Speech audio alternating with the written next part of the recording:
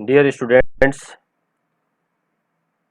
आज के इस वीडियो में हमें परमाणु सिद्धांत या परमाणु के लिए थॉमसन का परमाणु मॉडल को समझेंगे। पिछले वीडियो में हमने डाल्टन का परमाणु मॉडल जो है इसके बारे में जानकारी प्राप्त की थी।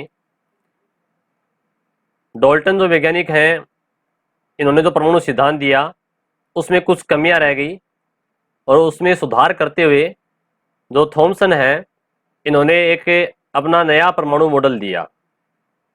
ठीक है, तो देखिएगा जो थॉमसन है, इन्होंने क्या क्या बातें बताई परमाणु के बारे में, उसके बारे में अपन जानकारी प्राप्त करेंगे।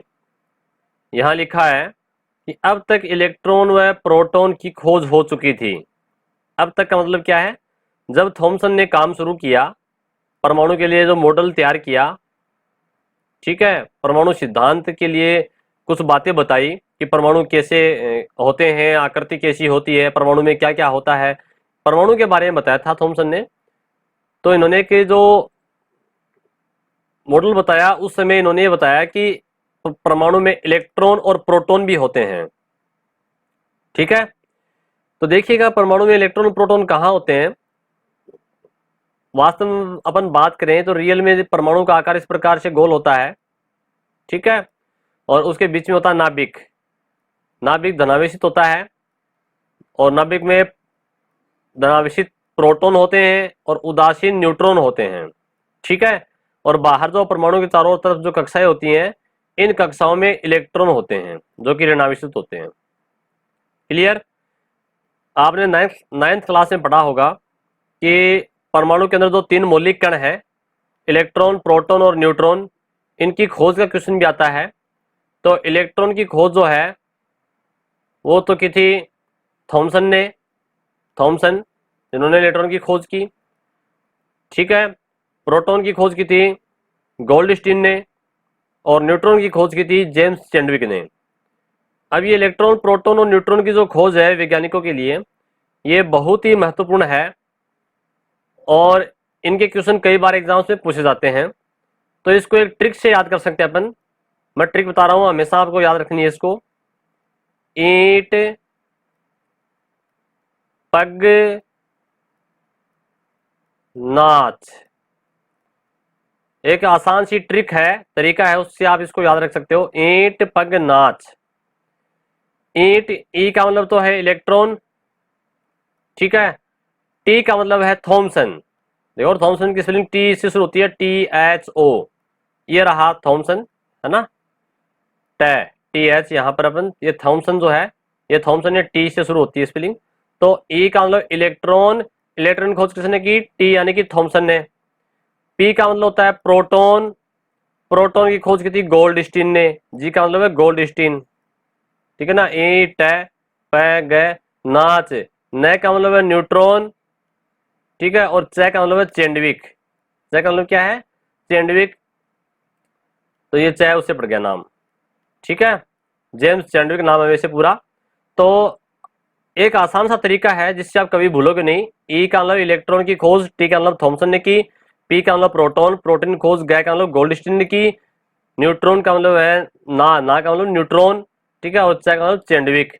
न्यूट्रॉन की खोज चैंडविक ने की, जेम्स चैंडविक ने की। तो इस प्रकार से इस ट्रिक से आप याद रख सकते हैं।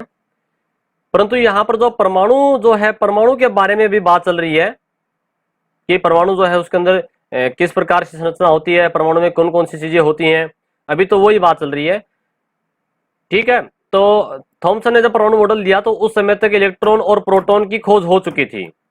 फिर आगे है कि परमाणु में इलेक्ट्रॉन व प्रोटॉन की आंतरिक संरचना को समझाने के लिए मॉडल विकसित किए जा रहे थे। अलग अलग देशों के वैज्ञानिक उस समय परमाणु की संरचना को बताने के लिए अपने अपने देशों में प्रयोग कर रहे थे। ठीक है, परमाणु संरचना संबंधित पहला मॉडल सन 1898 में सर जे थॉमसन, पूरा नाम क्या था इसका? जे थॉमसन था। जो थॉमसन वैज्ञानिक है, आपको फोटो में दिख रहे हैं, जे थॉमसन था, ने प्रस्तुत किया था। अब इन्होंने क्या मॉडल लिया था उसके बारे में हम बात करेंगे। इनके अनुसार परमाणु 10 की घात -10 मीटर के आकार का एक धनावेशित गोला है। यानी कि परमाणु जो है वो 10 की घात -10 मीटर, ठीक है, यानी कि इतना छोटा होता है, 10 की घात -10 मीटर के आकार का एक धनावेशित गोला है। कौन सा गोला बताया इन्होंने? धनावेशित गोला, यानी कि पॉजिटिव चार्ज वाला, जिसमें समान मात्रा में ऋणावेशित इलेक्ट्रॉन वितरित होते हैं। पूरा जो गोला है तो धनावेशित है और इसमें इलेक्ट्रॉन होते हैं इसी जगह जगह ऋणावेशित, ठीक है, इलेक्ट्रॉन ये रहा, इलेक्ट्रॉन ये रहा, इलेक्ट्रॉन ये रहा, इस प्रकार से इलेक्ट्रॉन बताइए। पूरा गोला तो क्या बताया? धनावेशित बताया, और इसमें इलेक्ट्रॉन वितरित होते हैं। वितरित यानी कि जगह जगह बिखरे होते हैं, एक यहाँ पर है, एक यहाँ पर है, इलेक्ट्रॉन बिखरे हुए हैं, वितरित है। इसे प्लम पुडिंग मॉडल भी कहा जाता है। बहुत ही इंपॉर्टेंट आपको याद करना है कि थॉमसन का जो परमाणु मॉडल है उसे क्या नाम दिया गया है? Plum pudding model. Plum pudding model जो है ये एक प्रकार की मिठाई है, ठीक है, या इसे अपन केक कह सकते हैं, केक की तरह होता है, जिसे अपने क्रिसमस केक भी कहते हैं, ठीक है। तो ईसाई जो धर्म है, ईसाई धर्म के जो लोग हैं वो क्रिसमस डे मनाते हैं, तो उस समय वो क्रिसमस केक का यूज करते हैं, लिखा ना यहाँ पर। इस प्रकार एक प्रकार का यह है, एक प्रकार का क्रिसमस केक है, ठीक है। जैसे केक होता है ना अपना गोल, अपन बर्थडे मनाते हैं, ठीक है, या शादी की सालगिरह मनाते हैं, कोई भी अन्य जो प्रोग्राम है वहां पर केक का अपन काटते हैं, तो केक लगभग गोल आकृति के होते हैं, तो वैसे ही गोल होता है। और ये प्लम पुडिंग एक प्रकार की वहां पर मिठाई या केक का नाम है, ठीक है। यहाँ धनावेश को पुडिंग की तरह माना जाता है तथा इसमें इलेक्ट्रॉन जो है प्लम की तरह, देखो नाम क्या, प्लम। प्लम तो क्या होता है? एक प्रकार से जैसे मतलब केक है, और इस केक के अंदर जो छोटे छोटे इसमें टुकड़े होते हैं, ठीक है, ये इलेक्ट्रॉन के जो टुकड़े हैं इसे अपन प्लम कहते हैं। क्या कहते हैं इनको? प्लम कहते हैं। और ये पूरा जो गोल आकार का जो परमाणु है इसका नाम दिया गया पुडिंग। तो क्या लिखा देखिएगा यहाँ पर धनावेश को पुडिंग की तरह माना गया है और इसमें इलेक्ट्रॉन को प्लम की तरह माना गया है। इसे भारतीय परिप्रेक्ष्य में, यानी कि अगर भारत में इसकी बात करें, में बूंदी के लड्डू या तरबूज की तरह समझा जा सकता है। जैसे बूंदी के लड्डू होते हैं ना अपने, उसकी तरह मान सकते हो आप कि पूरा लड्डू है और उसके अंदर छोटी छोटी जो बूंदी होती है, ये बूंदी यहाँ पर इलेक्ट्रॉन है, ठीक है, ऐसे मान लिया गया इसको।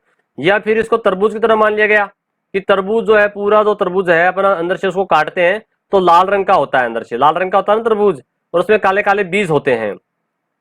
तो ये बीज जो है तो इलेक्ट्रॉन मान लिए गए, और जो तरबूज का जो लाल रंग है बीच बीच में ये लाल रंग है, ठीक है, ये इसका धनावेश वाला ये पूरा जो गोला है ये मान लिया गया। तो इसको तरबूज की तरह भी समझा जा सकता है। तरबूज का लाल भाग, जो लाल भाग है वो धनावेश की तरह है तथा मध्य में लगे बीज इलेक्ट्रॉन की तरह होते हैं, ठीक है। तो देखिए यहाँ पर नीचे डायग्राम है जिससे आपको समझ में आ जाएगा। ये रहा, ये पूरा जो है गोल, जो ये तो धनावेश गोला, धनात्मक गोला, पॉजिटिव चार्ज वाला, प्लस वाला, और इसमें इलेक्ट्रॉन माइनस वाले होते हैं, इलेक्ट्रॉन होते हैं माइनस के, ये यहाँ पर बिखरे हुए इस प्रकार से, और इलेक्ट्रॉन भी इसमें बना सकते हो आप, इलेक्ट्रॉन इलेक्ट्रॉन, ये इलेक्ट्रॉन है। चलिए फिर आगे देखते हैं। इस मॉडल में थॉमसन ने स्पष्ट किया था कि परमाणु में धनावेश तथा ऋणावेश की मात्रा समान होती है तथा परमाणु विद्युतीय रूप से उदासीन होते हैं। देखिएगा जिसमें प्रोटॉन और न्यूट्रॉन की संख्या समान होगी, प्रोटॉन और इलेक्ट्रॉन की संख्या।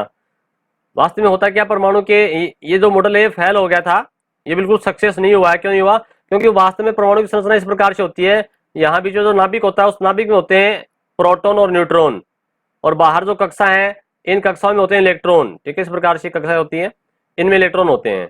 ये सही मॉडल है, परंतु यहाँ जो थॉमसन ने जो मॉडल दिया था इसमें कुछ कमियां हैं, ठीक है, उनमें सुधार किया गया है। उसके बाद में रदरफोर्ड ने जो मॉडल दिया था, आगे वाला रदरफोर्ड मॉडल जो अपने अगले वीडियो में पढ़ेंगे अपन।